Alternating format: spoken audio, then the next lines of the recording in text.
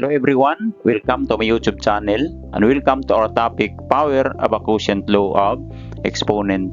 But before we proceed to the discussion and applications of this law of exponent, Power of a Quotient Law of Exponent, let me invite you to subscribe my YouTube channel so that you will be notified every time I upload a video.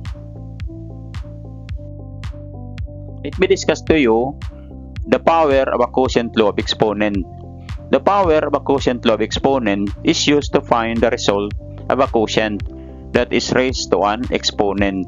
So according to this law of exponent, power of a quotient of exponent, distribute the exponent to numerator and the denominator.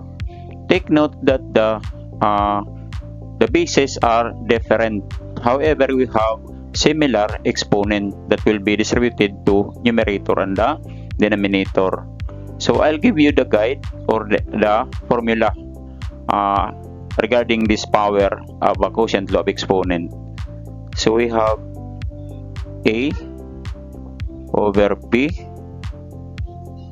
with their power of M. So A will receive the power of M, as well as this B will have also the power of M. Okay, so let's do the exercises. So how to simplify this expression x squared over 3y raised to the power of 5 with their power of 3. So our x with the power of 2 will receive the power of 3, and also this denominator 3 will receive the power of 3. So y with the power of 5 will receive the power of 3. Okay, so how to simplify? So our x with the power of 2 will be multiplied to the power of 3. So our x will now have the power of 6. So 3 will be multiplied 3 times. So 3 times 3, that is 9, times 3, that is 27. So our y with the power of 5 will be multiplied to the power of 3. So our y will now have the power of 15.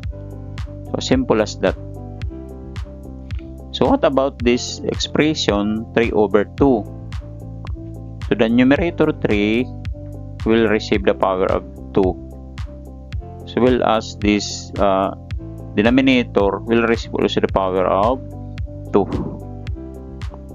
So 3 will be multiplied twice. So 3 times 3, that is 9. Okay. This is 9 over 2 times 2, that is 4. Okay, so as simple as that. Okay, so next expression. Okay, so our expression is 4 over 2 with their power of 2.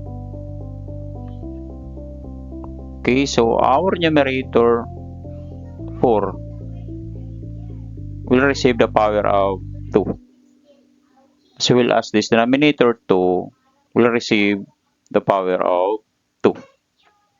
Okay, so how to simplify this? So 4 will be multiplied by 4, so that is 16.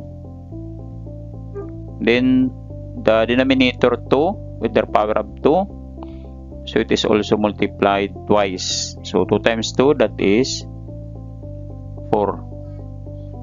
Then 16 will be divided by 4, that is equals to 4. Okay, so simple. Okay, so what about this expression P over Q with the power of 3 with the power of 6? So our P will receive the power of 6, as well as this q with the power of 3 will receive the power of 6. Okay, so our p will have the power of 6, and our q will now have, okay, wait, let me erase.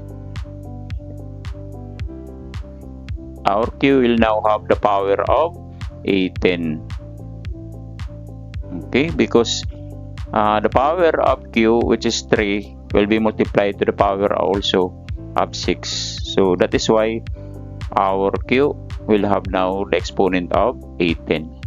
Okay, so I hope that you learned from this video presentation. Thank you for watching.